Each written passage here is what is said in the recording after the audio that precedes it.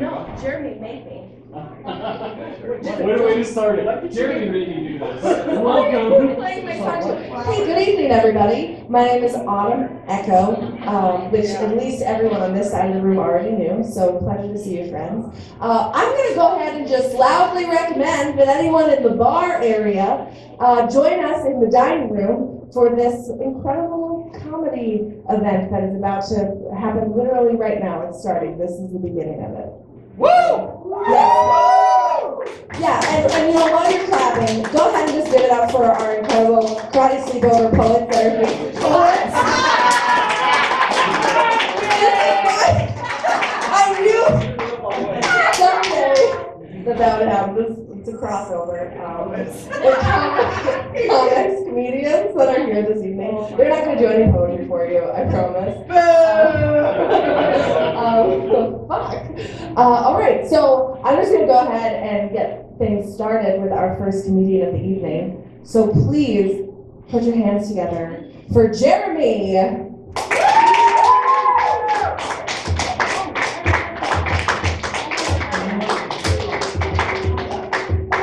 This a little more? Pop it! Oh! Oh, okay. Yeah, ooh, come on, son. Drop it like it's hard, drop it like it's hard, drop it like it's hard. We ain't trying to get at you. Walk it like it's hard, walk it like it's hard, walk it like it's hard. Okay. It's gonna be one of those. Thank you, Paul. How are my pimps in the crib doing? Are the pigs trying to get at you? Whose dick do I gotta suck around here to get some sensible gun laws in this bitch? That's not what this set's about. I just got here. I've only been in New York for about 2 hours. I just came from Washington, D.C., which stands for the District of Columbia. That didn't get a laugh, and I didn't expect it to, so I guess we're on to a good start. While we were in the car, I heard this song. I think it's called I Want to Make Love in This Club. I think it's called that because those are like 8 of the 50 words that are in the entire song. And there's a line in it that says, have you ever made love in the club to a thug with his ice on? He asks the listener. And I heard the question, and I thought to myself, no, I've never done that to a thug. I've never made love to a thug in the club while he had his lights on. I've never done that. But it made me realize, I want to be a thug in the club with my ice on. And I think I want to make love during it. I mean, I was really excited about that. I heard this song on the radio. I'm going to read off a piece of paper because I wrote my set while I was driving from Washington, D.C., so you'll have to excuse me. If you don't, I don't fucking care. This was a free show. We were listening to the radio, and I realized that it doesn't matter where you are. The radio, they use the same sort of gimmicks wherever you are. They'll do this thing where it's like, it sounds like a computer flushed the toilet. You're listening to the rock block. You're listening to just uninterrupted music. It's like, well, I was. You just fucking interrupted it. Or they'll do another thing where it's like, pew, pew, pew, pew. Again, computer flushing joke. I could have written more, but I didn't. Fuck you again, it's a free show.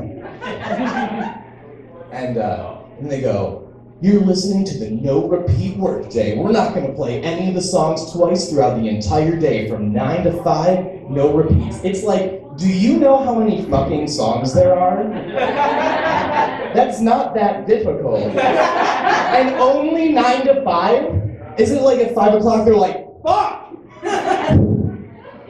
We've been looking for songs. We were really real cutting it. Ariana Grande didn't come up with anything today, so. Thank God they settled for some mid-90s Nelly in the middle of that. Oh my gosh, it's great to be here. Give it up for Forte for having us.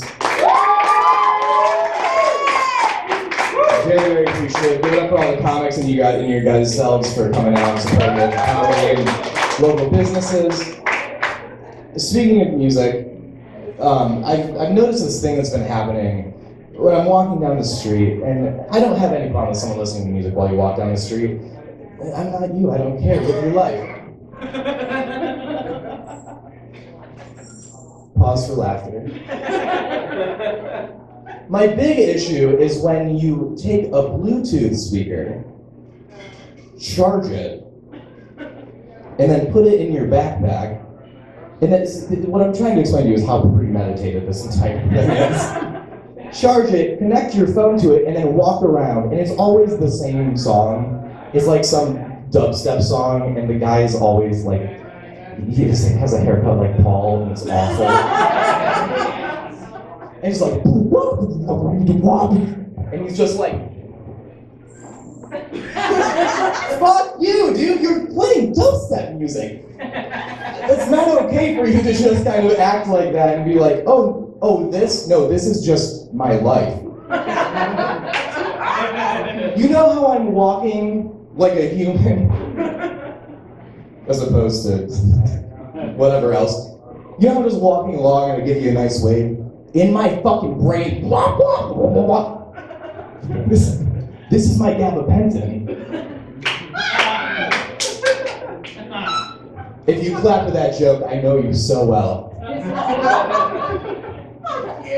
What I'm gonna start doing is I'm gonna get a Bluetooth speaker and I'm just gonna put on, oh man, just like whatever the most recent This American Life is. Oh man, just listen to like stories of like coming of age against dissonant flute. Yeah, this slaps! Woo! Mike Birbiglia is on this one.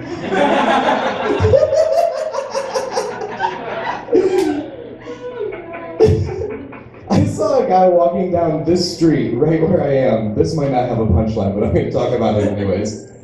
I'm standing outside smoking a cigarette, and all of a sudden I hear,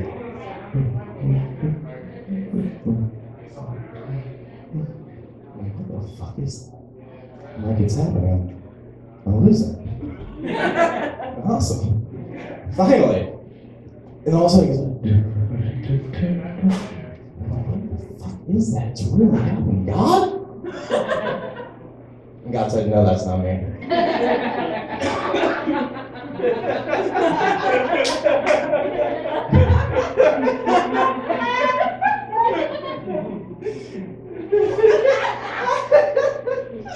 He's like, no, that's not Jeremy. And all of a sudden, around the corner, you guys may have seen this person.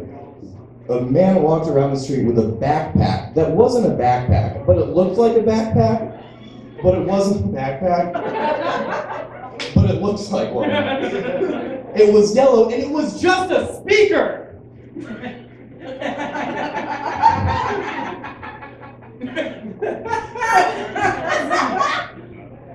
First of all, just wear a backpack. And he walks, and the whole thing, I mean, it was so loud, and he's listening to fucking or some Metallica song maybe, I don't know, I'm not here to tell you facts, I'm here to tell you jokes. And he walks in front of me, and it is so loud that I can't hear anything else except for that doesn't sound like a Metallica song.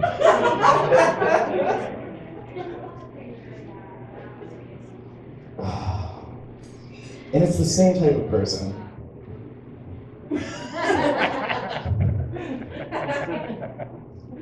It's the type of people, I don't have great healthcare. Yeah, it's like, who's texting me? I gotta suck to get some affordable healthcare in this bitch.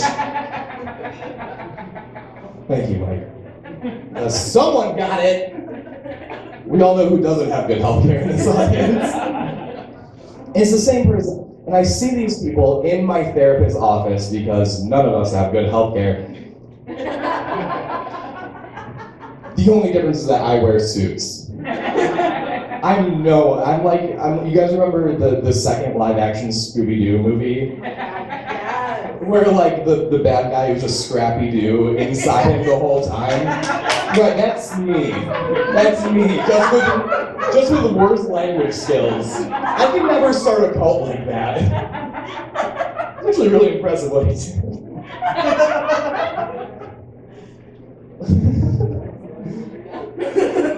But it's the same fucking people, and I see these people and the way that they're dressed. When I see them, the only thought that comes into my head was, I don't believe you that you didn't know that I was gonna see you today.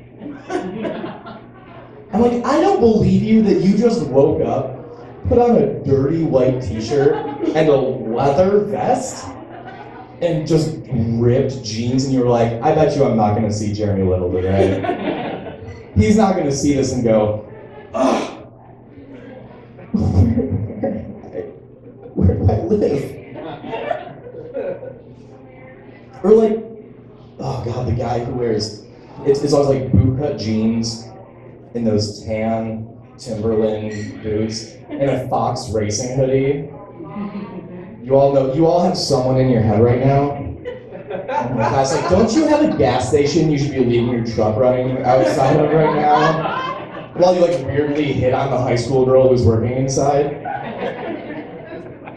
The other punchline of that is, don't you have a girlfriend whose kid you should be playing with way too hard right now?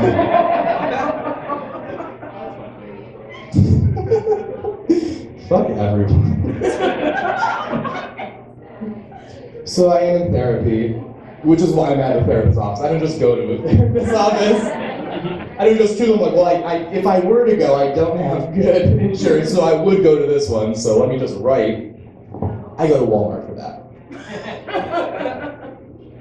I am in therapy. I just had to get a new therapist. And getting a new therapist is kind of like, it's kind of when your parents get divorced. And I know all about that, because my parents got divorced when I was 1, and I'll never forget it. But it's kind of like when your parents get divorced and like you go into the judge's place. We'll call it a courtroom. And I remember I was 1 year old, and they said, Jeremy, who do you want to go with? It's kind of like that, except for it's like you go up to the judge, and the judge goes, hey, listen, your parents leaving, and we're going to put you with a new parent, but you have no choice who you're going to go with. I was like, okay. Luckily, she's another, probably like between 50 and 70-year-old woman who I have nothing in common with. Except for both of our favorite video games are Medium on wordsearch.net.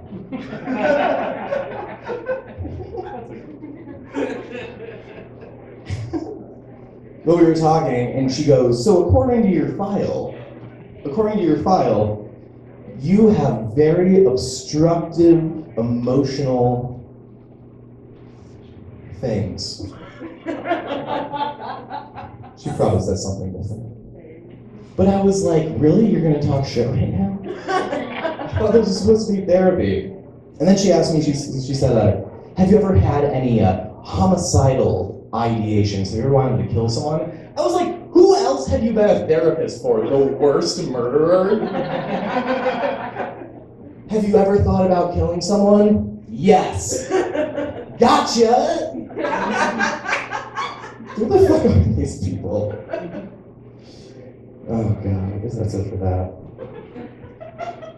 I'm in therapy because I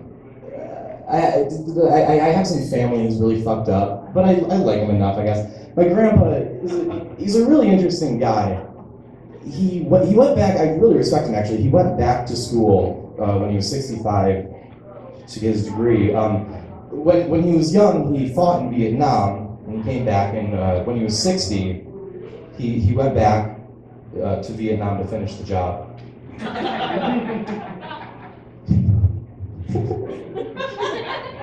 And then he went and he got his associates in business.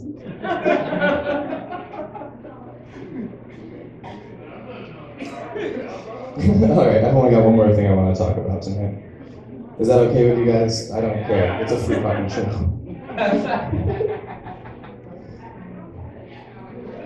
Oh, God. It never doesn't look cool. So let's talk about Elvis for a second. Because it might be all I think about. Him, not it, him. I don't understand how Elvis got popular. He sounds like Dracula with Down syndrome. And he looks like fucking Benedict Cumberbatch with type 2 diabetes.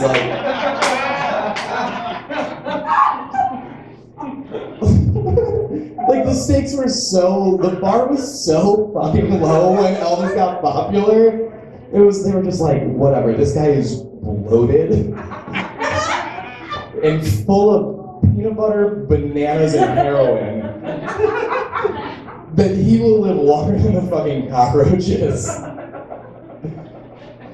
He actually, he fucked Lucille Ball in an apartment on Pine Street, according to a Wikipedia article that I wrote.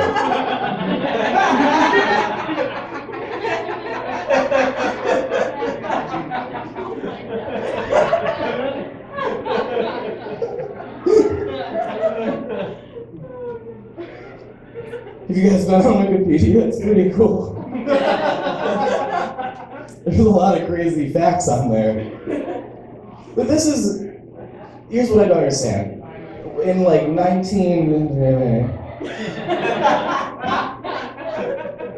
Elvis said, his music was so cool because it reached so many demographics. He was one of the very first musicians whose music really reached like the African American population and all of that.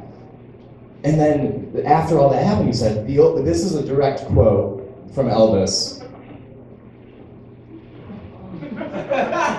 Again, Wikipedia. He said, the only thing that the blacks are good for is shining my shoes and buying my records. Wow. Right, wow. Huge laugh line. Killed at the Apollo. And nowadays, if you go to any city that has like a downtown area, you'll see so many people dressed up as Elvis. It's crazy. I mean, he was like this horrible, just racist person who, again, I mean, he looks like. I mean, I love Benny C as much as the next guy, but Jesus Christ. Put down that heroin. But everyone dresses up as him now, and it's such a big thing. And I don't understand. That'd be like if in 40 years, you went down to Venice Beach in California, and you saw a bunch of people just walking around doing bits dressed as Charlie Imus. Thank you so much, everybody. I love you for that.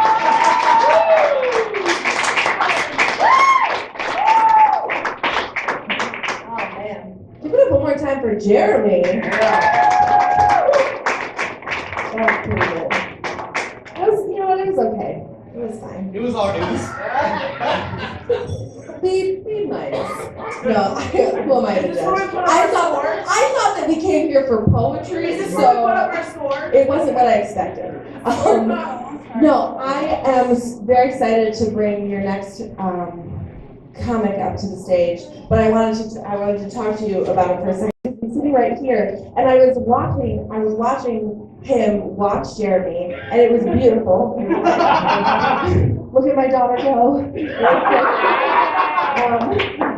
But it makes me feel so comfortable for you to just be sitting here. I feel like you're supporting me right now, and I needed that. I just need that from you.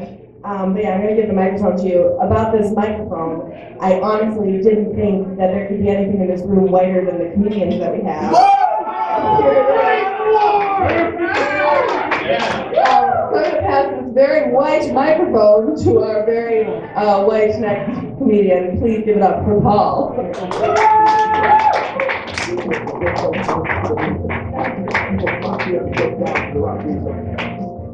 to go for a little while. Oh my God!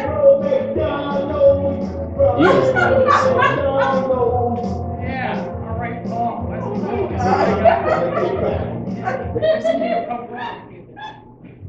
I love being my own DJ. That works out great. And there's no cool way to go from here to here and let you hear Rock and Roll McDonald's. Which everyone needs to hear, I think. If you haven't heard Rock and Roll McDonald's, do yourself a favor and listen to Rock and Roll McDonald's. It's not hard. Ah, man. Forte, thank you guys for coming. I appreciate it. That's your part.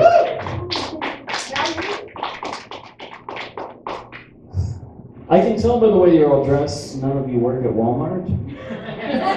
So I'm going to tell you a story about Walmart. I threw up in a Walmart on Easter very recently, like this year. Minutes before Easter, I threw up in a Walmart. And I'm sorry. Like, I didn't want to. People were like, fuck yeah. I'm like, no. Once you do it, you feel terrible. But let me explain, I guess. I was at my mother-in-law's birthday in Wellsville, New York. In Wellsville, New York. Anyone? You wooed. So yes, you've been to Wellsville, New York. It is disgusting in Wellsville, New York. If you've been to Wellsville, New York for more than a few minutes, you wouldn't have wooed. Wellsville, New York, where like furniture isn't exclusive to the indoors. It can be used indoors and outdoors. Decorations, you don't take down old decorations, you just put new decorations on top of the old decorations in Wellsville, New York. In Wellsville, New York, Juggalo is the third largest voting party in Wellsville, New York. I can go on forever. Wellsville, New York, you're always an arm's length away from a Monster Energy drink. In Wellsville, New York, you can wear your nice jeans to a wedding. Enough about Wellsville. So I was in Wellsville, and I was at my, cousin-in-laws. I don't know how that works. But they were nice. I went there, we were having a picnic. They offered me beer, they offered me meat. I mean, come on, what else do you need? Everything was fine. And the second I walked in, and the guy that owns the house, excuse me. The guy that owns the house is one of those guys that owns a gun and has to tell you within 10 seconds, like Megan's Law, that he owns a gun. And he goes, I got a gun. It's in the safe. We're fine, just in case, shit goes down. They're always ready for whatever, I don't know what scenario they're waiting for, but they gotta tell you. In case shit goes down, I'm like, oh, cool. Well, do you want me to take my shoes off or before we come in, or what's going on?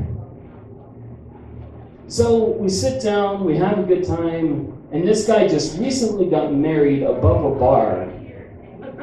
So he feels like he's really in tune with craft beers. He goes, hey Paul, you're into different beers, right? That I am. Yes, I am. And he goes, here, try this. And it was a Leinenkugel lemon shandy. And he puts it down. I'm like, and anyone with kids, and they talk to you about Beyblades too much, and they're really proud that they did something in Pokemon, and you're like, good job, buddy. You don't want to discourage them because they're trying really hard. and you don't really care. But that's how this guy was. He puts down the line in Google, and I'm like, all right, buddy, good job. And he goes to clink me. I don't know, yeah, okay, fine, we'll clink. Clink the beer, I drink it, it tastes like poison. It tastes like poison. And he goes, hey, do you like that? No. Oh, it's left over from last summer's barbecue I had. Ugh. So of course I drank it because I have a horrible dependency problem. Thank you for laughing. And I drank it and I'm like, that was a tough one. And he comes right back. He is so proud, he is so ready to impress me, and he gives me a cranberry Leinenkugel shandy. I have no idea how old this one is. And he goes to clink me, and I'm like, no. I'm still mad about the 300-day-old beer you tried to serve. So I pull back. I'm like, no clinkies this time. So he pours it for me, and of course I drink it. Of course I drink it. And that's left over from Christmas, I was heard. And this is only a few months ago, so this was still over a 100-day-old beer. And so I'm listening to this guy, and he's making sausages for everyone, and he is so insecure with whatever kind of weird masculine ideas he has in his head. He's like, yeah, I got these sausages here, bought them from, the Walmart. When you say the Walmart, I judge you. And he's like, I usually do this, dry rub on them, and he's just putting salt and pepper on these sausages with a casing. And the salt and pepper, nothing happens. It's just falling off the sausages. And again, I'm like, good job, buddy.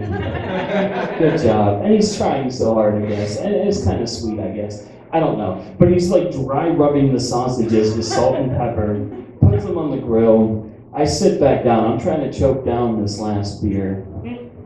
And his wife comes over, and I guess she sees us bonding over, sad, depressive alcoholism. And she goes, oh, honey, we bought beer this weekend just for this. And so she brings out Ellicottville Coffee Stout, which is good on its own, but when you have this gross year-old lemon fermented drink inside of you, and then you have this other gross poisonous cranberry drink inside of you, and then you take this coffee beer, and I drink it. Of course I drink it. And this coffee just hits me in the stomach.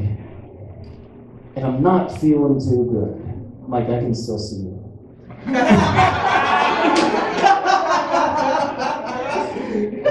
This is a good time.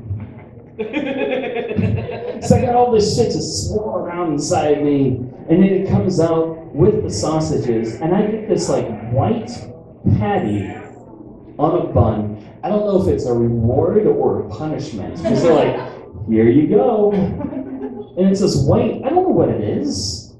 I have no idea. It's a white, it's like dog shit when you leave outside. It was just completely white, and I'm like, I don't know. I'll put ketchup on it, because of course I'm eating it. Of course I'm eating it. I put ketchup on it, and the thing absorbs the ketchup. It eats the ketchup. It doesn't sit there, so I put more ketchup on. And I eat this just gross, greasy, slimy, I don't know what it was. And I wasn't feeling too good. Can you see where the story's going? Am I building a big narrative to me throwing up at Walmart? So my stomach was just going to war with itself right at this time. It was a perfect excuse to be like, I need to go and go, oh, what's wrong? I have a stomach ache. And like, really? You want some medicine? I'm like, no, I'm just old. Let me go. And they're like, cool. So we drive back from Wellsville, which is 90 minutes from my house. On these curvy, windy country roads. I am sweating. I am not feeling well. I didn't think I was going to make it. We get home. I go into the threshold of my door, like I just fucking did something or won something. I step over, I'm like, yes. Oh my God. I did nothing. I didn't even drive. But I was so happy. I was so happy I made it. I made it. I was gonna go relax, wear my underwear, watch The Office for like the 18th time on Netflix. My night was planned. I was so close to having that life until I remember earlier this morning that son of a bitch, Nighttime Paul, made a bargain with Morning Paul. When we set aside some time to go buy the kids Easter gifts at Walmart, and Morning Paul said, Nighttime Paul's got this. I was like, instead of me going to Walmart, we can have some sex and have a good time. Nighttime Paul will go to Walmart, and she's like, really? And I'm like, yep, he's got it. Fucking Nighttime Paul. And this is revenge, because Nighttime Paul drank 21 beers and binge watched The Marvelous Ms. Maisel on a Sunday night. And really stuck it to Morning Paul.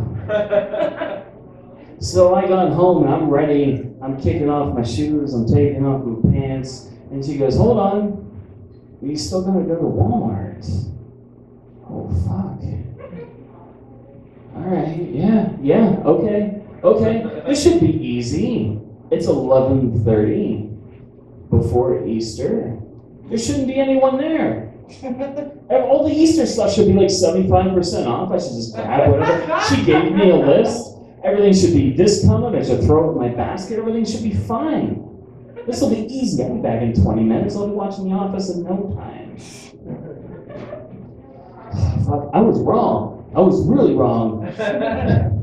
I walked in there. The place was packed. The place was packed like it was Black Friday and the Transformers trilogy was on sale for $20. People were just fucking just everywhere. And I walked in there and I made eye contact with everyone else, and everyone else thought the same thing that I thought. They're like, oh, this should be easy. And they're like, oh my God, there's 1,000 people here. What is going on? And then at first it was just like the mutual shame that all the parents had of just waiting that long. You have your cart and you walk by and you'd be like, the other person would just give you the same look, like, yeah, we fucked up and this is why we're here. And I got there with my list and everything was gone. It didn't stop 1,000 people from being there, but everything was gone. And I'm looking at my list, I'm like, I don't want Necco wafers. I don't want Sixlets. They're fucking gross. I don't want Heath bars. This is nothing that's on my list. All the Easter grass was gone. I'm like, I'll just use newspaper. I don't know, I was panicking.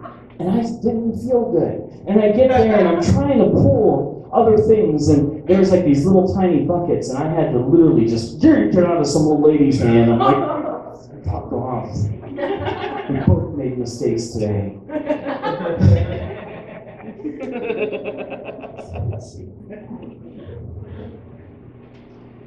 And I'm going through my list, and I'm trying to get what I need, because I'm trying to be a good dad. And then the smells start hitting me. You ever been to Walmart like close to midnight? There is a lot of smells you have to contest with.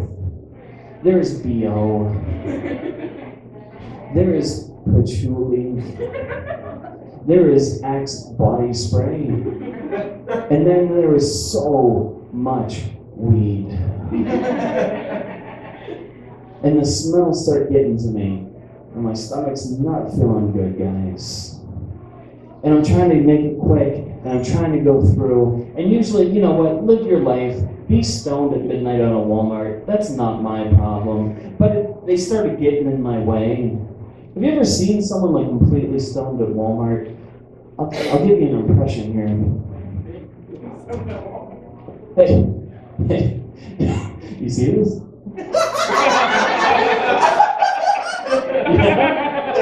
Yeah? Get it? Get it? No, seriously, get it? That is every other person in Walmart. And I'm just trying to sneak by them. I'm like, fine, I understand. Yeah, it says 69 cents on it. And just let me maneuver around, and I just want Snickers, please. Just let me get Snickers. And it's just getting to me, and the smells are getting to me, and I'm like, I gotta take a break. I just gotta fucking chill out. I started sweating again, the cold sweats, the vomit sweats. And so I go to the shoe department, which oddly enough, I know that's the only place with a bench. And I sit down and I'm freaking out. And you know, like people, when they buy shoes at Walmart, they just leave their old shoes behind. When they're done with their shoes, when they buy new shoes, they put those shoes on and just leave the shoes for somebody else. It is an entire shoe graveyard in Walmart. I don't know what shoe emergency that they're having, which the shoes they came in with were completely unusable anymore. But they get new shoes, they leave old shoes behind. So I'm staring at all the old shoes down there. I'm sweating. And I'm breathing heavy, more than usual.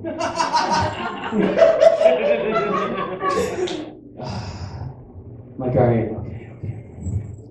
So I'm walking around, I have most of the things I need, and I'm looking at the soccer balls for my daughter, and I smell this guy coming up, just like patchouli, and usually patchouli, whatever, it's cool, but it was just too much patchouli, and I smell him coming, and I'm like, oh God, fuck, I gotta go. So I move over to where the Nerf guns are, and I want to see the latest innovations in Nerf gun technology. And I smell this guy again. I'm like, oh, Jesus Christ, I gotta go. And then I see this old guy with like military tattoos on his arms. And I can tell he's a veteran just from deductive reasoning. And this poor guy is stalking this toy called Poopies. And it was like the saddest thing I ever saw. He was just over here, just for kids that just have disposable income, and he's stalking this toy that is just poop. And this man fought and sacrificed his life for our country, and he's just got to be so mad. He's just got to be so mad at us, and we let it happen. Like it's not his problem. It is completely my problem. So I'm having a tough time. I smell the patchouli guy again. I don't know if he's following me. I don't know if it's loss prevention. And so finally,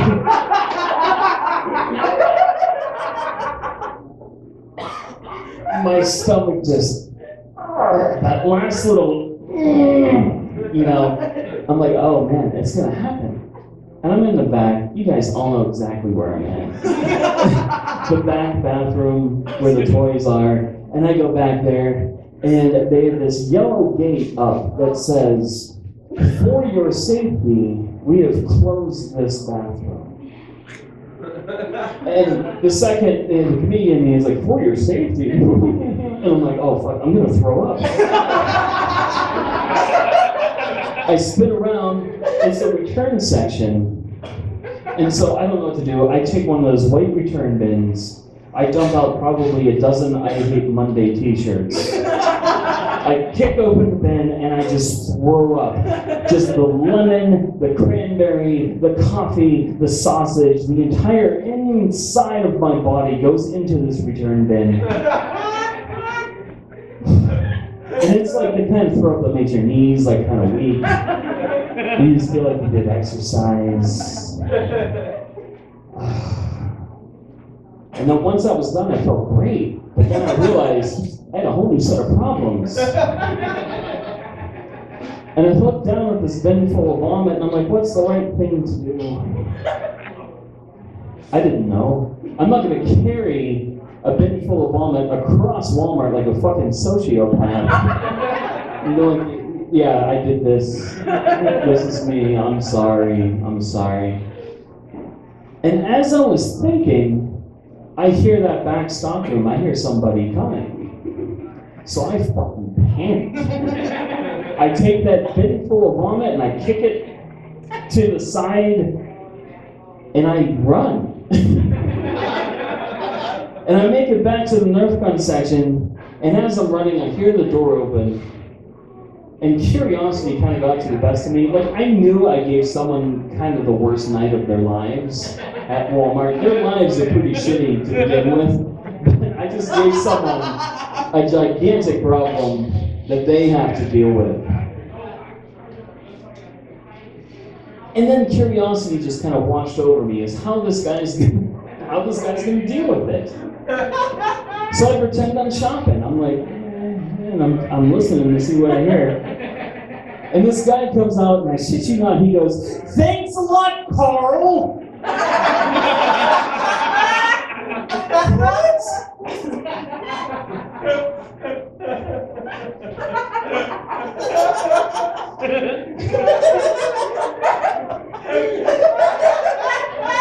Thanks a lot, Carl.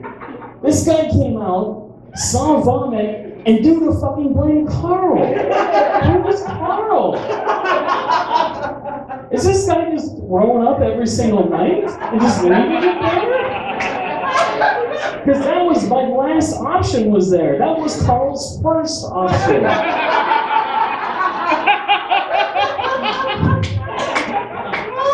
Thanks a lot, Carl. It was such a weird thing to me. And all these questions were running through my head, and I'm like, what goes on here at Walmart after midnight? But then I realized, like, I was off the hook. This is fucking Carl's problem now. Oh, man. So I got Necco wafers and 6-lids and Heath bars. And I walked out, I wasn't feeling good about myself, but I still thought, like, as I was walking out of Walmart, I was like, you know what? Thanks a lot, Carl. It's a good time. My name is Paul Clemente. Thank you so much for coming tonight.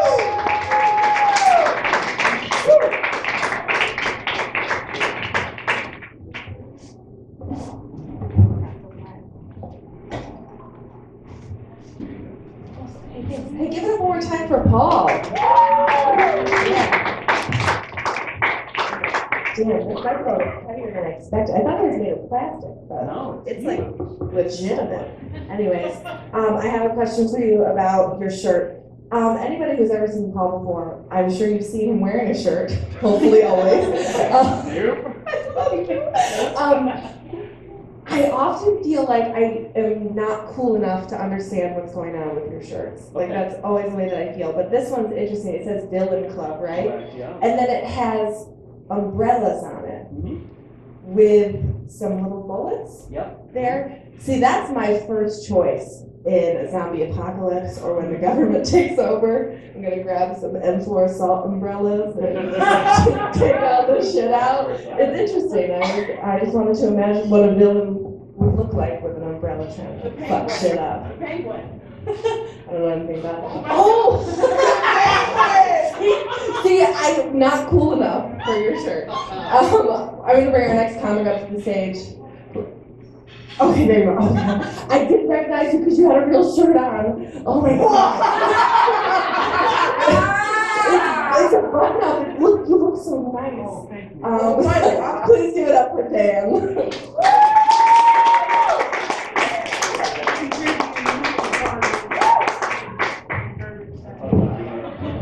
That's alright. I don't need music. Do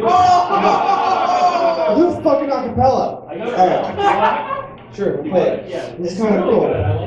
Let's listen.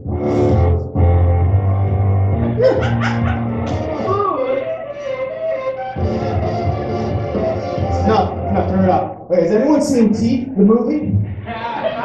It's the one where the girl's got teeth in her vagina. And the fun fact is, this is actually the speculum they use in the movie. Right here. You can't see very well. It's kind of. Oh my god! Anyways. I was getting drunk with my father-in-law over the weekend. Last weekend. I wrote this joke isn't actually like truthful. I didn't actually experience this last weekend. I just say last weekend, okay? Are we good? Yeah. So I was getting drunk with my father-in-law last weekend. And it sounds like a bad idea because it is. But I was drunk, so you'll forgive me. And we were talking about politics, which sounds like a bad idea because it is. But I was drunk, so you'll forgive me, and we got to gun control. And I was keeping up with this guy. Drink for drink, topic for topic, we get to gun control, and it just kind of halts. He gets silent, and he starts telling the most heart-wrenching story about when he was young. He and his brother were playing, and his brother went into his father's room and found his father shot, and then he watched his brother die. And the thing that really stuck with me about the story is just like how good it was. You know what I mean? Like it was sad or whatever. It was just such a good story. Like there were similes and narrative devices and audio sound control shit. Like I don't even know how to describe it. It was just so good. And I think what I'm trying to say is I get really nerdy about storytelling. I think it's how we understand the world, how we have understood the world for a long time. Like, I'm talking way back. Caveman time, back when most methods of cooking were still just insults. You know what I'm talking about? Like, hey, you slept with my fucking wife? Hey, fuck you. I'm gonna take the meat off your leg, and I'm gonna put it in the fire. And then the fire's gonna die down, and I'm gonna take it out, put it in my mouth, spit on it. Right now. Why is my mom lying? And see, now that guy has a story. It works. I'm also really interested in how words progress over time. Because like when I was a kid, we would call pedophiles strangers. The Stranger Danger program. It was a classic mom move. You'll recognize this one. It's something to the effect of, hey, if all of you kids can't play nicely with your little cousin, then none of you are going to play. You're going to come in and sit. Except instead of a bunch of little kids protecting a little cousin, it was all these grown adults protecting potential victims of pedophilic rape. Thank you. And it was a little different. It was a little bit like, hey, if all you adults can't play nicely with these little kids, then none of you are going to play with them, all right? You're not doing it. You're going to take your daughter to the park, and they're not going to know whether or not you stole her, but they're not going to know how to address it. No one's going to say anything. It's just going to feel super weird. Here's the thing, guys. Statistically, no one's taking your kid. That's all I'm saying. Statistically, no one is taking your kid. It's rare. It's awful when it happens, but it's rare. Okay? We can agree that rare things are bad. ALS is rare. But that didn't stop us from fucking pouring water on our heads for like 3 months. And once you realize that it's rare, and you're still worried about your kids getting taken, that means one thing. You think your kid's sexy.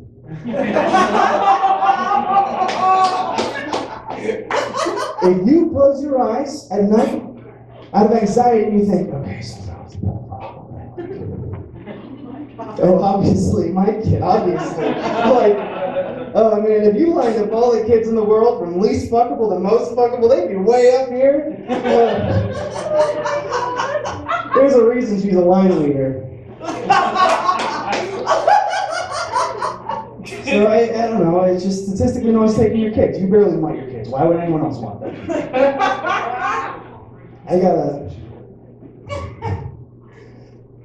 I'm doing a bit of research on the subject, actually. I want to figure out why this is such a moral panic. Of all the horrible things that can happen to you and your family, why is it this? It's the tax people. I figured it out. Are you convinced yet? Okay, that's all I need.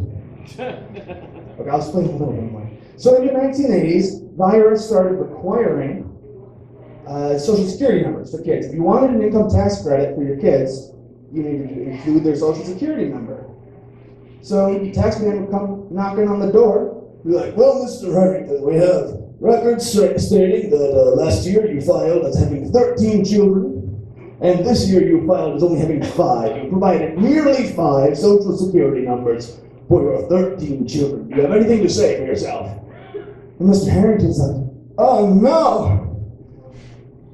Hey! Cody! 80s kids' names! Where'd they go? Tax collector guy! My kids, they must have been kidnapped by a band of Roman pedophiles! Oh God! Well, Mr. Harrington, let's check out. That's what the last 12 people said too. We'll get on that right away in about 10 years, and we'll make kids sit through boring assemblies, especially Dan. Now, I've sat through enough strange and dangerous assemblies now. I don't want any kids to have to go through the horror that is those assemblies.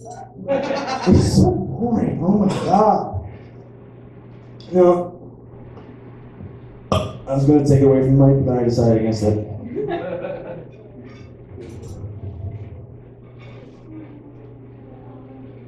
So for those who don't know, I was putting a sticker on the thing. What does it say? Oh, it's our sticker. Here's stickers. It says karate.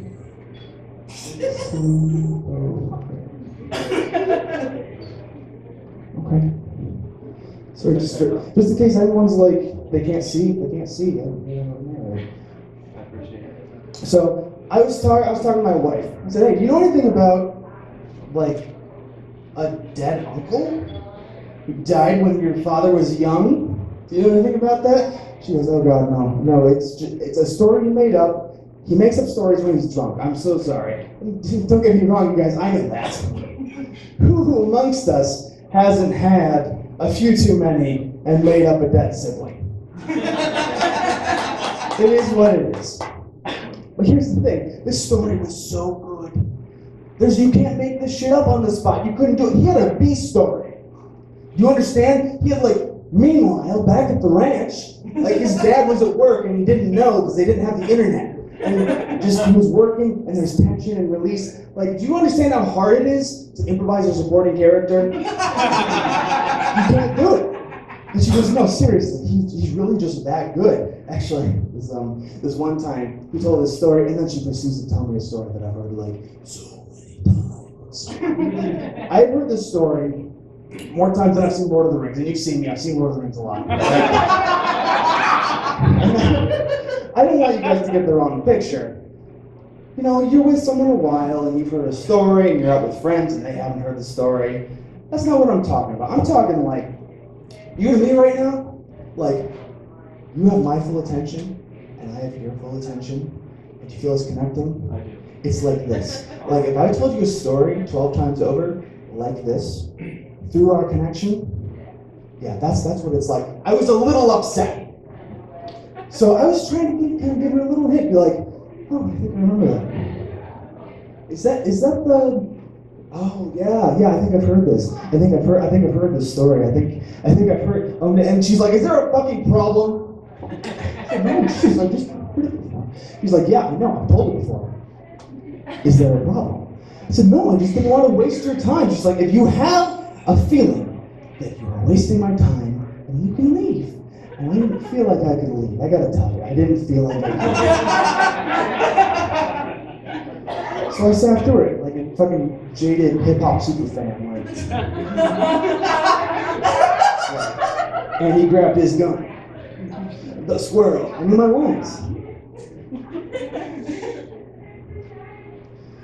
So, I don't know if you guys know this, but I'm a super bad dad. Do we have any bad parents? Paul. This is bad you? Paul, no. I'm used to you can stop laughing, Jesus. I'm used to performing at bars and shit, so it's usually everybody, but... you guys are all middle class, it's repressed bad parenting. It's kind of part of the package, it's alright. When I realized I was a bad parent, it had to do with fruit snacks.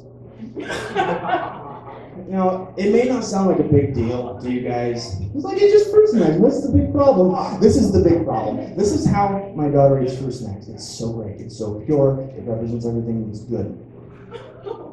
So we have a box of fruit snacks on top of our fridge.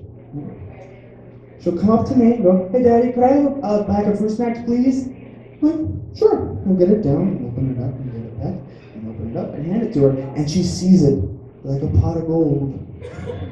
And she's only a quarter Irish, but she still gets the reference.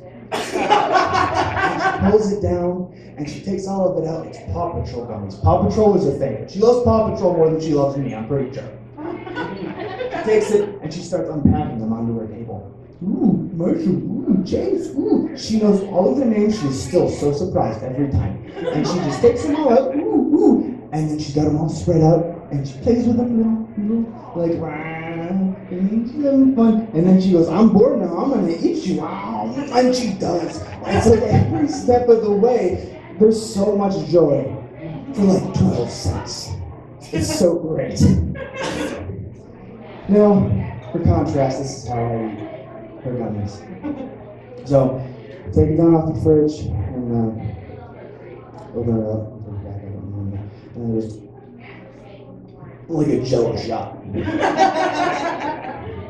And then I rinse and repeat until the box is gone. And I put the box up so no one knows. And then I'm just sitting there, a crumpled wrapper in my hand. I think I'm about to get KO'd. Oh, I got this stomachache brewing. And she'll see the bag and come up to me and be like, "Oh, Daddy, could I also have some fruit snacks?" I'm like, "Oh, maybe they're gone, I'm sorry." I said, "Oh, could I have some more fruit snacks?" And she puts the fridge in the box. The point of putting the box in the fridge was so that no one knows, but now she doesn't know. So I'm like, okay, you're not getting this, okay. There's no more fruit snacks, they're gone. You may as well just expect them to never be here again. As far as you're concerned, there are no more. I have personally destroyed all of the fruit snacks. In fact, I don't think we're gonna watch Paw Patrol anymore, just so we're not having to deal with this shit. There's just no more, okay? And she's kind of processing, and then she starts crying and like, "Shit. Okay, I'll go eat some fruit snacks, baby. I'm sorry." And in the meantime, I'm just like, what the fuck is wrong with me? Like, she loves them so much.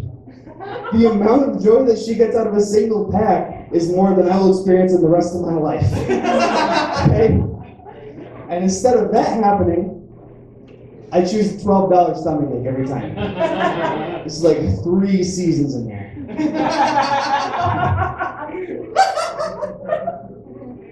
So, I saw my father-in-law. Given the timeline of this joke that I faked, it's probably like today. I saw him earlier today, I guess. And I was pissed about the fucking story, and I wanted to call him out for it. So I go, "Hey, you guys didn't really know about the brother that was dead, and what's with that? Did you just not talk about it?" And he goes, "Oh, the one with my father's gun," which tells me 2 things immediately. 1, he was so drunk when he told it to me that he does not remember telling it to me.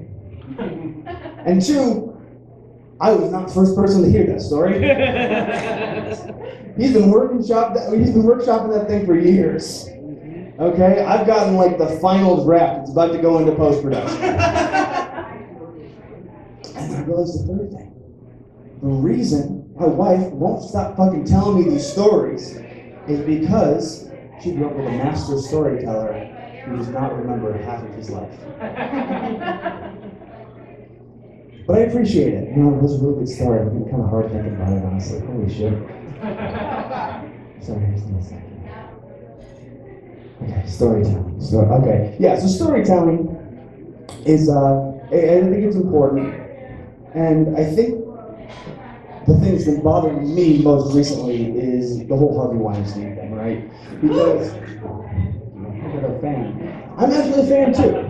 I like his fucking movies. That's the problem. I've given this man like maybe $90 in my lifetime.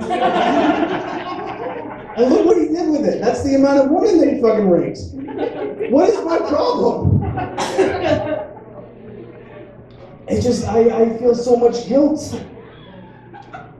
He hurt all these women, and then he couldn't fucking even cover it up because he's a Jew. That's true, that's why. People say so much shit about Jews, like they're like Illuminati shit, mass global conspiracy. They couldn't cover it up. That's what I'm saying. That's what I'm here telling you guys tonight. It is all these conspiracy theories aren't true. They can never do it. See, the irony is that a lot of the conspiracies come out of the Catholic Church, like 100 years ago. But if Harvey Weinstein were Catholic, we wouldn't know about at least some of the underage ones. We could have taken care of that for him.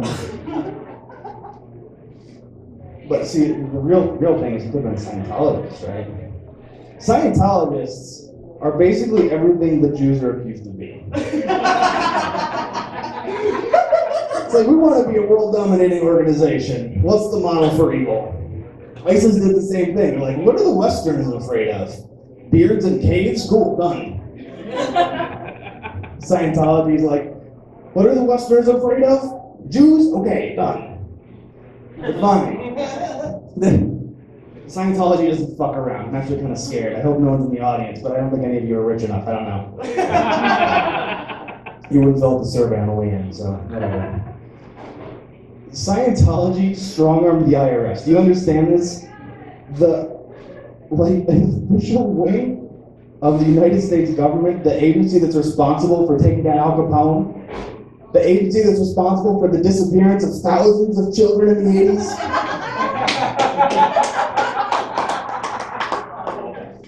Scientology was like, hey, we're a religion, right? We should be tax exempt. Like, come on, guys, you're not a religion. Get out of here. And every Scientologist ever sued the IRS all at once. And the IRS was like, hey, your religion is dicks. Get out of here. Tax exempt. Oh, fuck. See, Scientologists aren't the best, though. If you are a sexual predator, which I don't recommend, but if you are a sexual predator, you gotta be a Mormon. See, I'm not talking about the guys with the white shirts on the bikes and shit. They're cool. I talked to them a couple of times. Took their sales pitch, and they didn't really like me calling it a sales pitch.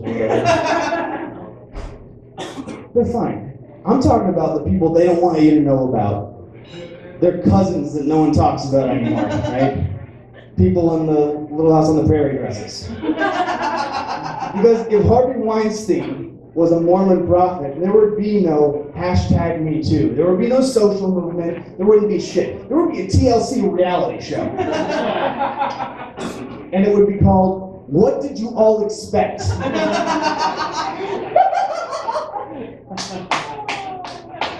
And it would be produced by Harvey Weinstein.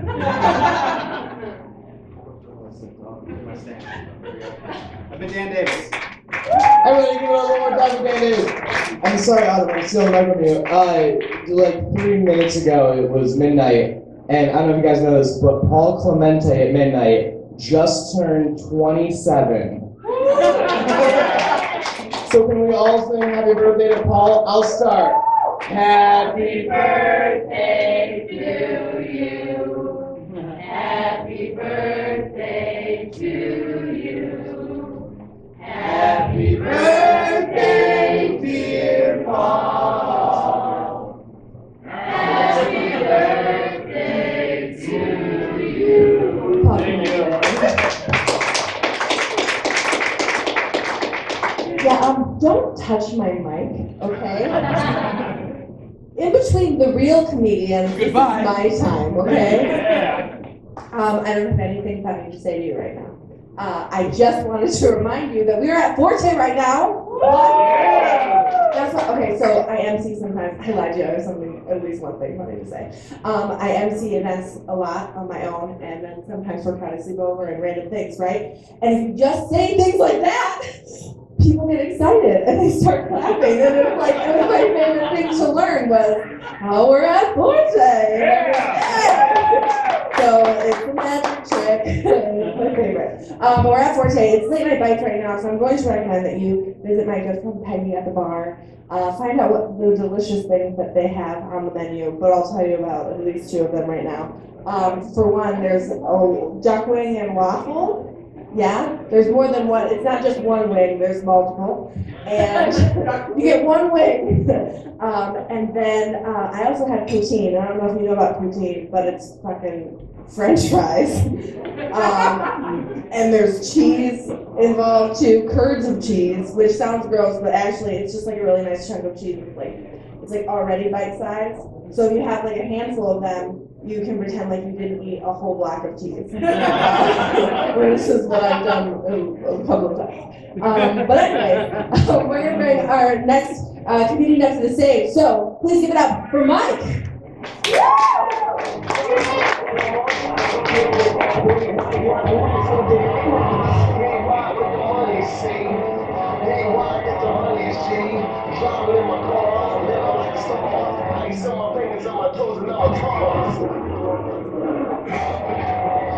Hello, Forte. Woo! Let's give it up for Autumn. She's killing it. Fuck yeah. Fuck yeah. All right. I just want to point out something. Paul made a reference to Wellsville, but June 16th, Karate Sleepover is going to be at the Fieldhouse in Wellsville. So I can't wait to hear that joke in Wellsville. That's going to be great. I'm going to do a couple shameless plugs here. Next weekend, we are at Labyrinth next Friday, so you guys can come down there. And a personal shameless plug, on Tuesday, I am in Buffalo's Funniest competition at Helium. So if you want to come cheer for me, that'd be wonderful. I want you all to show up, but I only have 10 comp tickets, so some of you can come. Earlier, someone didn't recognize me until I said that I used to have a mustache. About that, I used to tell jokes about having a mustache, but I had to cut them out to shave time. Yeah. A little bit about myself. I use Head and Shoulders on my chin and face because I'm a rebel.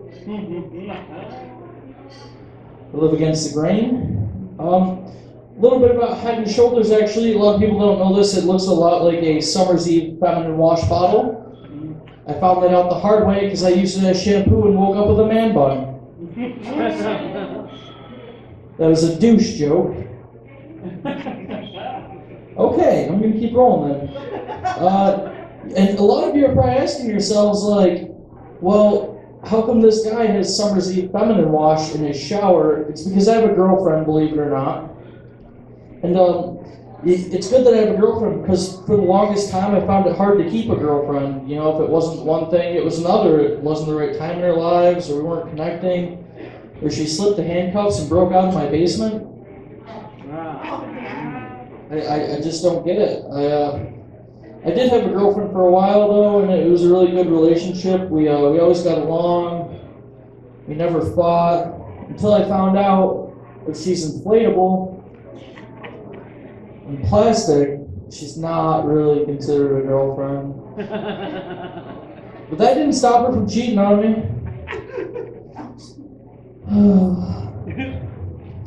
But I tried to date for a while before I met my girlfriend, and you know, it was really tough because I picked up this girl for dinner one time, and like the whole time on the way to dinner, she was like fishing for compliments. She was like, "Oh my God, I'm so fat." So I did what any honest gentleman would do. I agreed with her. She became bulimic and never looked better. That's about the response I'd expect for that joke. Shock humor is worth the shock. Oh, fuck. But I do have a girlfriend now, and I live with her. And the other day she got mad at me for yelling at the dog, but I had to explain to her that I didn't yell at the dog. I just took a stern voice with the dog, like my father did with me. And let me tell you, it worked, because I've never once shit on the floor. I always let her know when I have to go outside. She's pretty good about it. We have we have a weird relationship. You know, she's always trying to spice things up. She's like, let's be a little more kinky in the bedroom. And I was like, what do you want me to do? She's like, I want you to clean my pussy. And when she said that, all I could think was like when the Pilgrims landed on Plymouth Rock. So tonight, I'm gonna get really kinky and slaughter everyone that was there before me.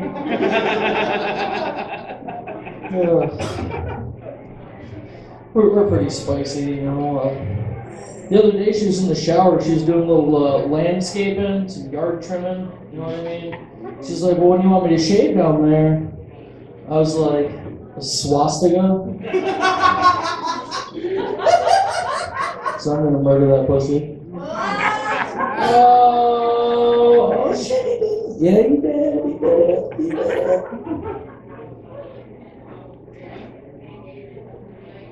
She's got this really weird thing about her though, and I don't really get it. She calls skinny girls fuck puppets, which is really confusing to me because for the longest time I thought she was talking about my socks. Which is kind of ironic because I watch skinny girls have sex and then masturbate with my sock. Oh, yeah, there's a chuckle there. We'll just roll with it.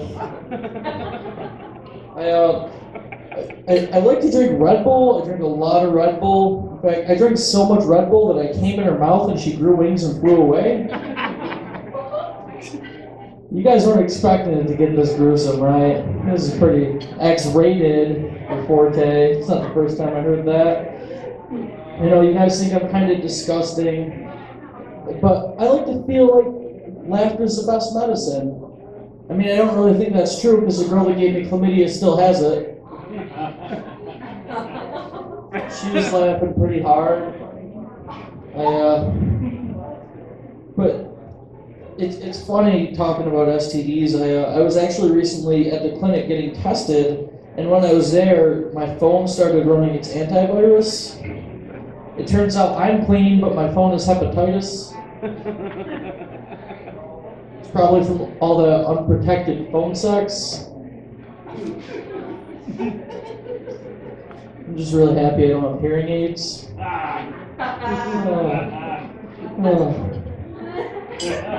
On the topic of STDs, I thought to myself the other day that like pencils are like syphilis of writing utensils because it's not permanent. And pens are like herpes because like it's there but it's not going to kill you. But when you really think about it, permanent markers are like AIDS. It's going to last forever. And it might kill you if you have too much of it. Can you have too much AIDS? Is that a thing? I feel like just one AIDS will kill you. Would that be an aid? I have a singular aid. I don't have a whole bunch of them. It's not assistance, it's just aid. Little scary thought, I almost had a child once. Anybody here with kids? Woo. Yeah, I almost had a child once, but the police called me as I was leaving the daycare.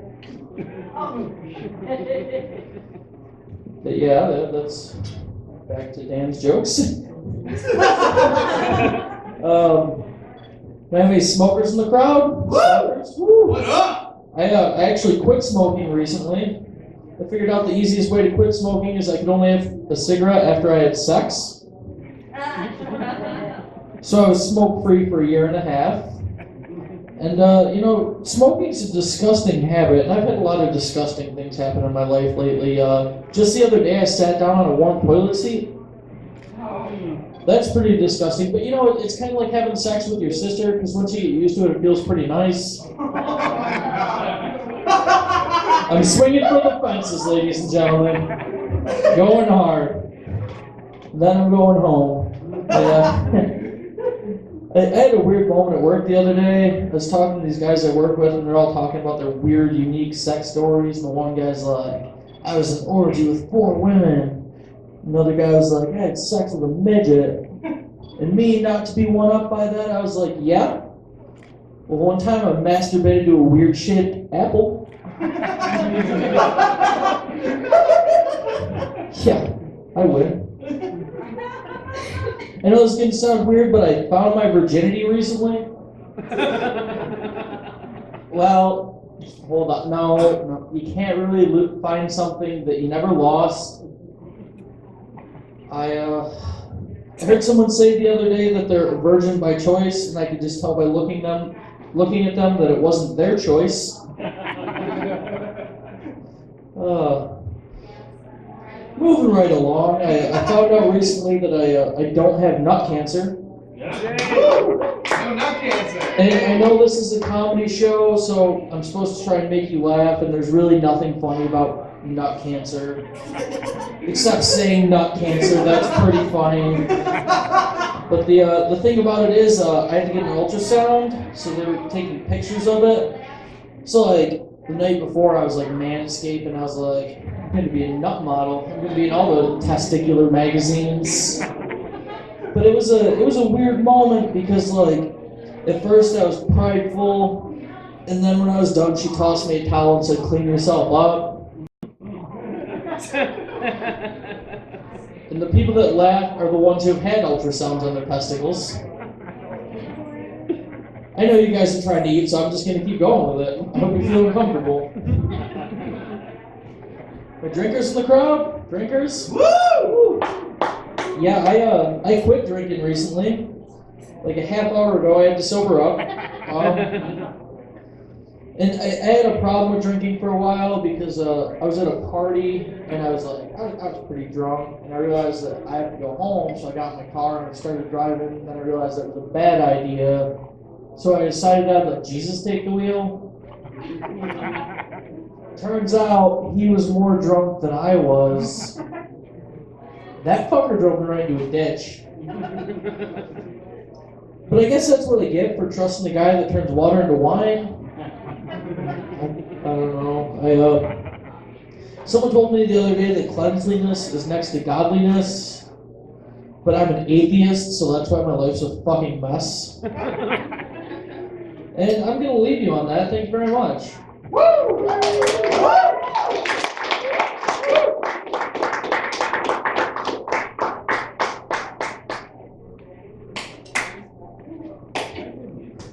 Hey, give it up one more time for Mike. Yeah, no, where the hell is my music? Every single time I expected it. That was the understanding from the group chat. I am too drunk today. He's too drunk. That's fine. It's his goddamn birthday. You're right. He gave up at midnight. Yes. Oh my god, I had something to say to you and I totally lost it. It's because this light is so fucking bright. Like, I'm sure that I look great right now, as has everybody else. But once you look into it, it's like, I forgot everything. Where am I? It's crazy. Oh no, I know what it was. I wanted to talk to you about my necklace. Isn't it so extra and ridiculous? Yeah. Let's hear it for my necklace. Yep. Thank you. I put it on today. Now it's tangled really bad. I put it on today because I was like, I'm not gonna. This is how I woke up. I was like, I'm not gonna do my makeup. I'm not gonna do my hair. What's gonna make me look like a human? I'll put on this ridiculous 70-pound faux turquoise necklace, and then everybody will think that I'm fine. And it worked actually. I'm hosting now. I just worked the concessions like a little bitch. Working concessions at Infinity for our jazz night tonight. And if you've never been to a jazz night at Infinity, it's John Cross's Jazz Series. So it's just like 1,000 93-year-old people that come down the stairs and they're like, oh, jazz. And so many of these women were like, you look so nice. That necklace. And I was like, it worked. The 93-year-olds love me. So that was really awesome. And you don't have to try that hard. That's what I learned. I usually don't. Please give it up for your final comedian of the night. Let's hear it for Kip. Yeah. Hell yeah.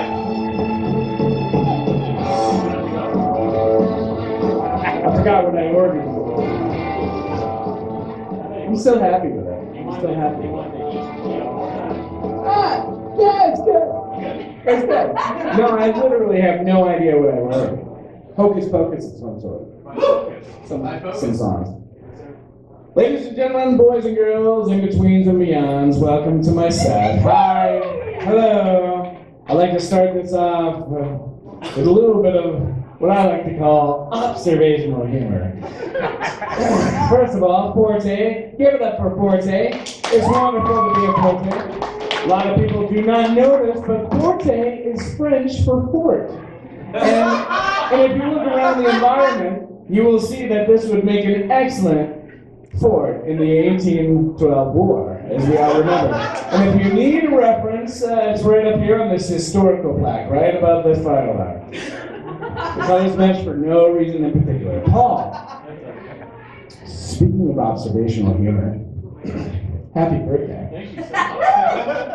How's it feel to be doing stand-up on your birthday? It is terrible. It's everything I never wanted to happen. Great. What are you going to do after you leave the show? Hopefully someone will drive me home, so I am looking for designated drivers. Great, I'm sure you'll find it. We'll always take care of you, Paul. Amber's in. Real quick question. Do you know that there's only one species of animal that hunts humans, that actively hunts them? Do you know what it is? Dinosaur.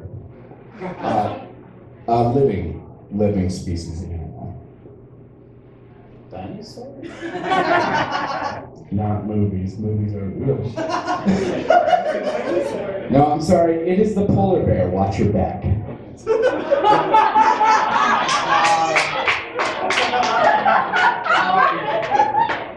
A lot of people don't know this. Oh my God. I designed this place. This little nook, I got 3 sheets to the wind. Nobody's going to ever notice that. And for our final speaker of the evening, let me welcome Mr. Peavy. Mr. Peavy is our final speaker and only speaker of this evening. I'm sorry, I'm in a rare mood. I'm happy. Rare mood. I finally found the perfect ghostwriter to help me write my self-help book. And we're on to some great things. It's a mad, crazy, angry world out there. And the only thing we can really do is try and be the best versions of ourselves that we can be. Right. So I decided to help people by writing this book with my ghostwriter. And we talk about things like, how to not spend so much time on Facebook. How to not get wrapped into the social media world. How to spend more quality time with our loved ones. And, how to take life one step at a time and not take it for granted. And if anybody has any ideas on how to do those things, that would be really, really great for the book. I would give you a special thanks in the end. See me after or inbox me or whatever. It's fine. But the one thing I do know a little bit about, just a little bit, is meditation. Meditation's incredibly hard. Anybody tried it? It doesn't matter. I'm gonna do the fucking joke anyways. It doesn't matter if you raise your hand or not. I can't see you. I got this goddamn spotlight in my eye. So it's a free show. To quote the great Jeremy Little, it was a free show. But meditation's incredibly hard. If you're not careful, it ends up just becoming an uncomfortable nap. It's really important to get in the right position. First and foremost, if you're playing Nickelback in the background, you're not set up for success. Please, because every time that song goes, look at this photograph! Damn it, I fall for it every time. It's a song, there are no visuals. Pandora, not YouTube. YouTube? There's still no photograph. No Nickelback when you're meditating. and I'm going to help you avoid the pitfalls because what normally happens, at least in my case, is when you're, getting. A lot of people think it's about, cleansing your thoughts and cleansing your aura, but no, it's about paying attention to who you are and what you're doing. And what ends up happening when I meditate is something like this, and it's just the need to start taking deep breaths and.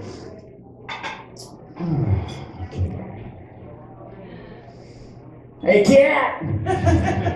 What? Are we really gonna do this for the next half hour? This is so boring. We're gonna try it. Oh, this is the worst. Throw a shoe against the wall. Hey, I can think of no reason to do that unless there's a fly. Is there a fly? Yeah! There is no fly. Sorry. There is no fly. Yeah. What? Let's think of all the world's problems and never solve any of them. That's not what meditation is about, inner voice. We need to get through this. Yeah.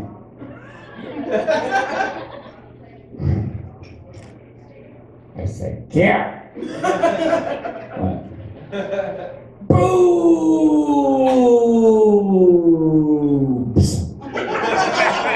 Look at the boobs. Doobie-doobie-doobie.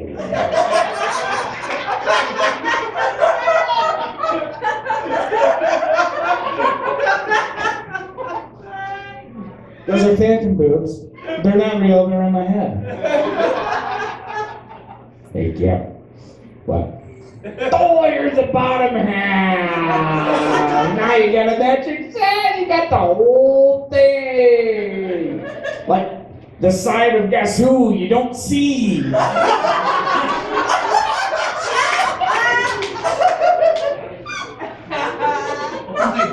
not falling for that. AJ.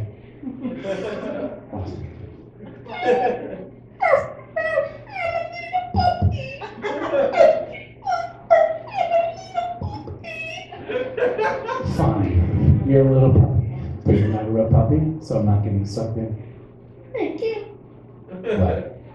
I'm a little puppy. So you playing? I'm a little exploding puppy! Okay, you win. I'm out of meditation. So my book will help you avoid all those pitfalls. Another thing that we're going to talk about in my book is how to deal with uncomfortable social settings. If you're not familiar with people that you're around, it can be a little difficult, but in my book, there's 50 different groups that we're going to talk about for the sake of purpose, and I know cover 4. The first group that you talk about is the working class rural get together. It often takes place at things like pig roast, and it's fun times. It can be a little awkward if you don't really know what to talk about. So the only phrase that you really need to know is just ask, "Is that right?" After everything you say.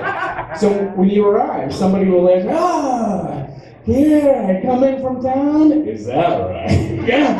Oh, yeah, I hear you. There's beer over there by the pig. You help yourself. Is that right? Oh, yeah, we got that. We got this.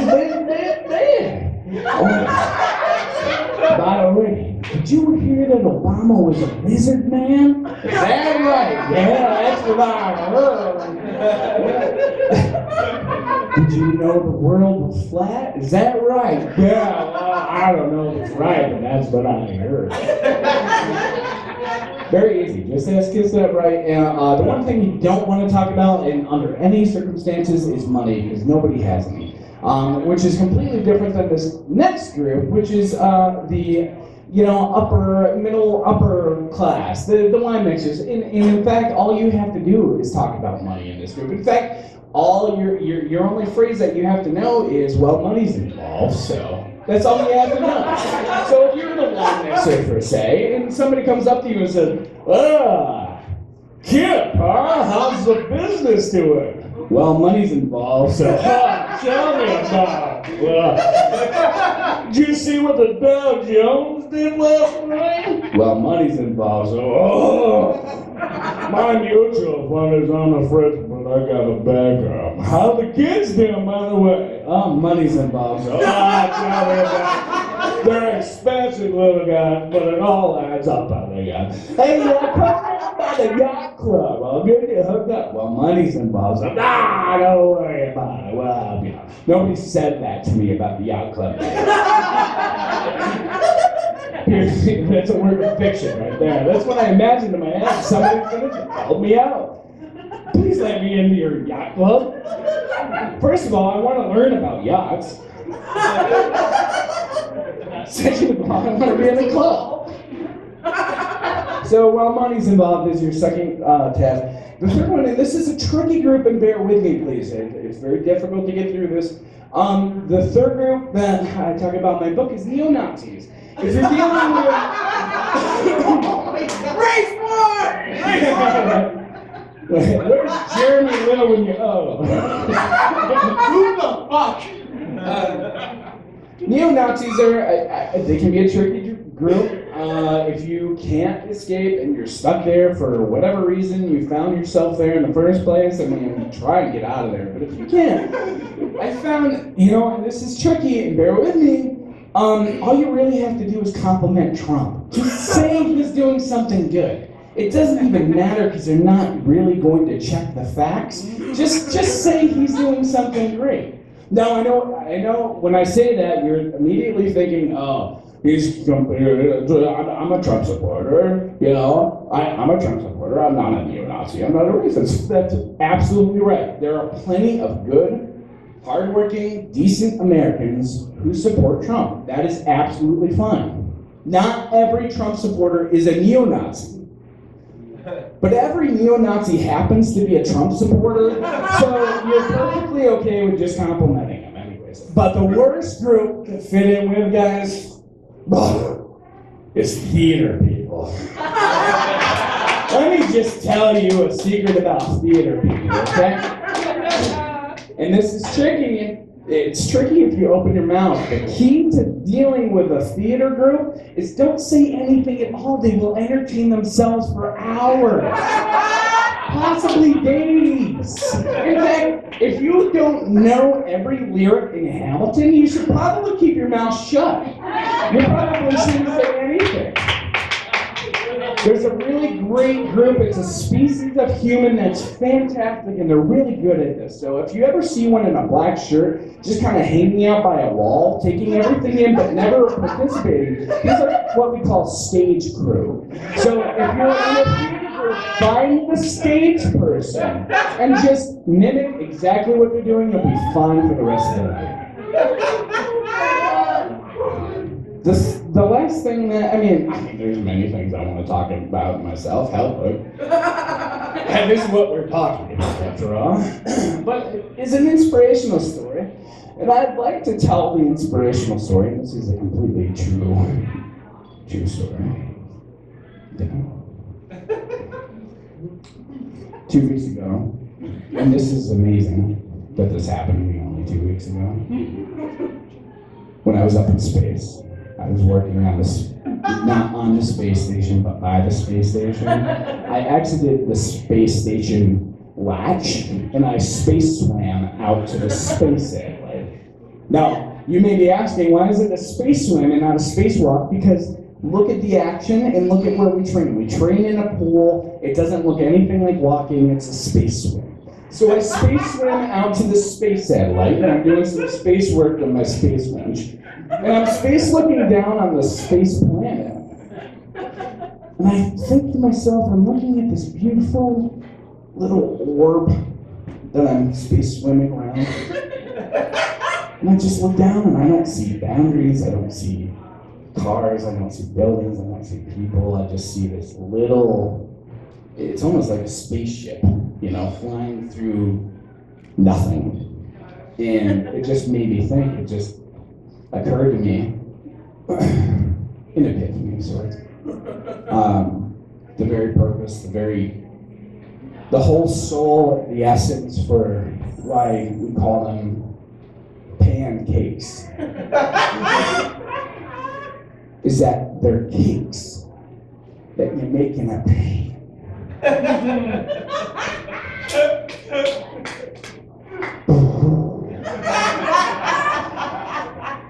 space swam back to the space station, and I wrote it down. And now I'm bringing it to you. And after this, I'm gonna go and email my publisher. And I think it's a really good, strong story to tell myself up. So one last thing I have, I mean, that's it for my set, but I did bring a friend with me. He's a little shy. His name's Gus. And yeah, just, bear with me. I'm Kip. Thank you very much.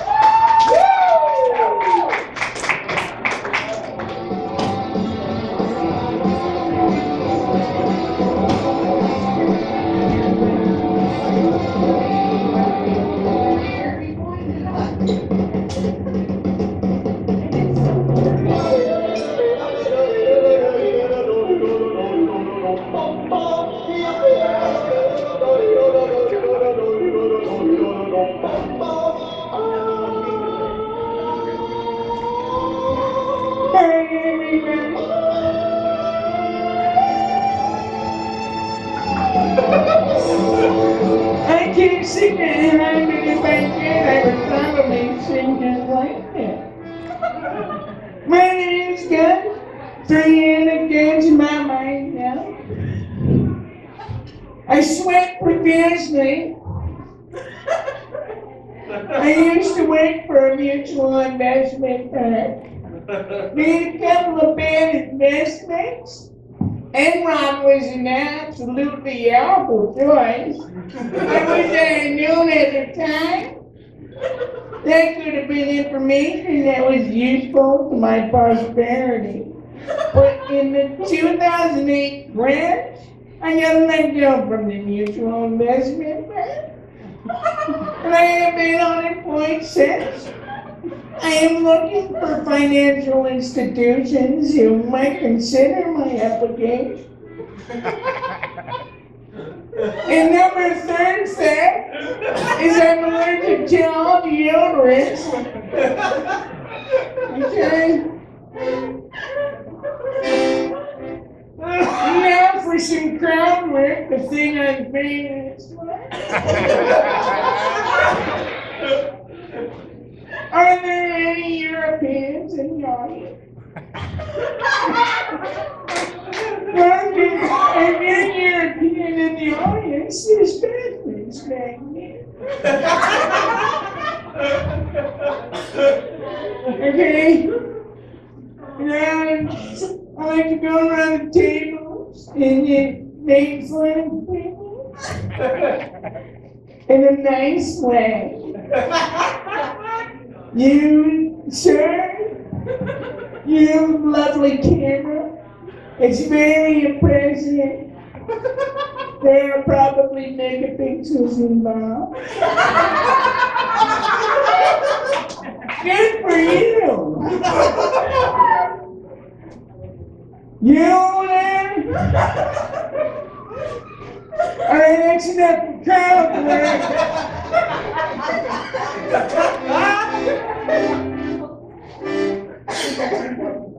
This song that I'm gonna sing is a song that I wrote when I was in gym class, and I was thinking about my future. And I said, if I ever have a future in which I'm still alive, I'm going to write a song about my experiences in gym class. And I did write that song of experiences in gym class. It's this one, the one I'm going to sing for you. I call this song Gym Class.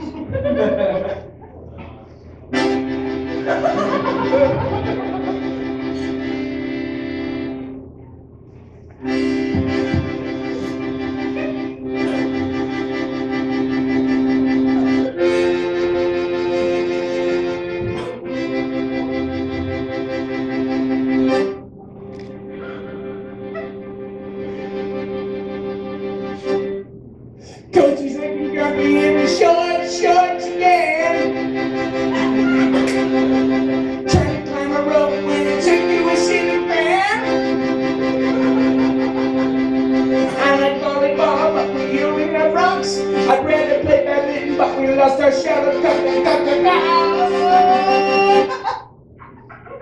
Just like it's weird when you're homeschooled. Just like it's weird when you're all alone. Basketball, no fun when you play one another.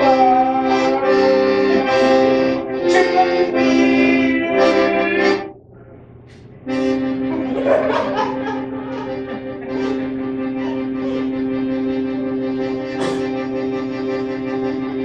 It's so hard to see without a stop. Does it look like I can do a push-up at all?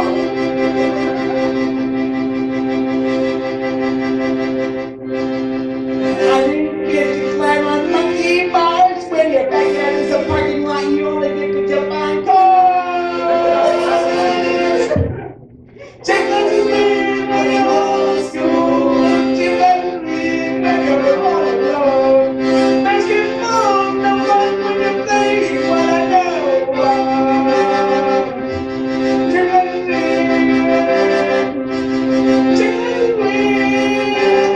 But look at me now.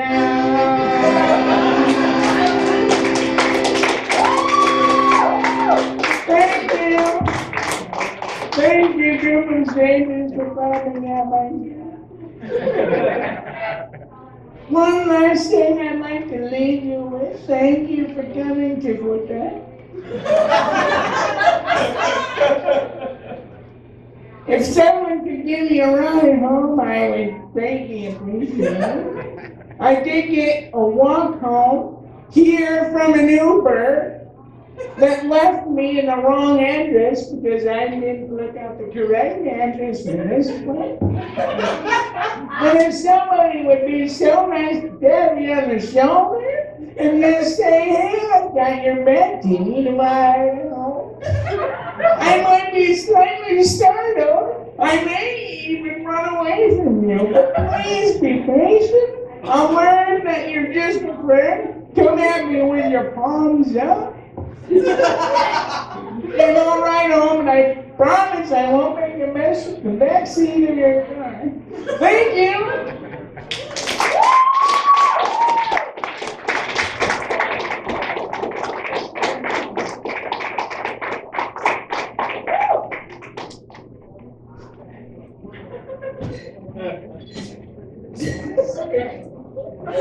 Give it up one more time for Kip.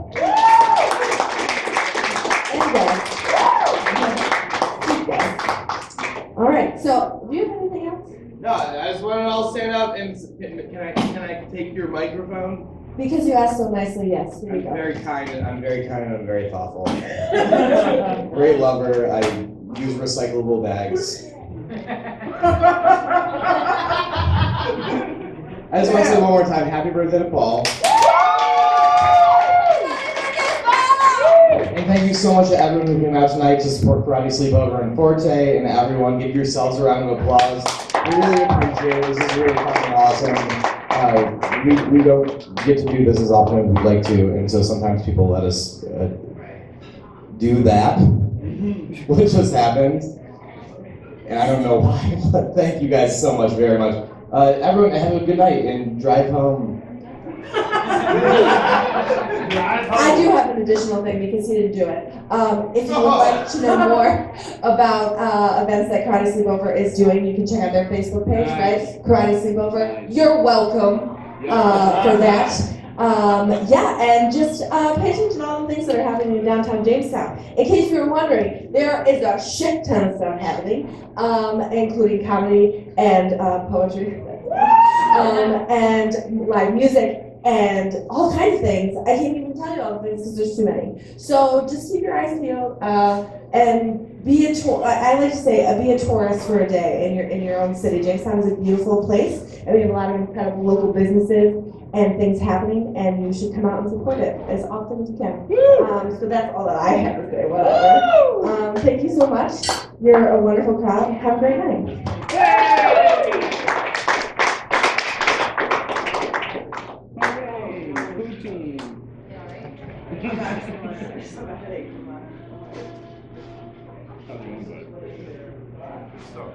Wow, awkward.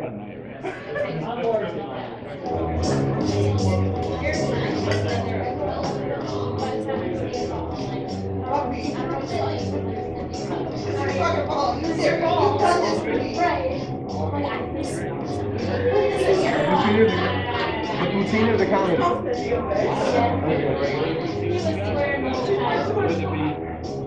my God. It's only has a menu right now. It's really good. Oh, it's right. You're eating meat.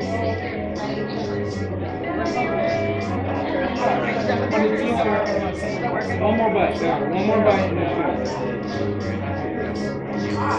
Yeah, you can't eat it. Yeah.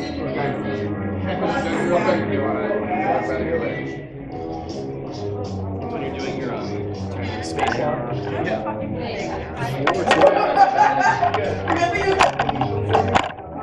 Oh shit.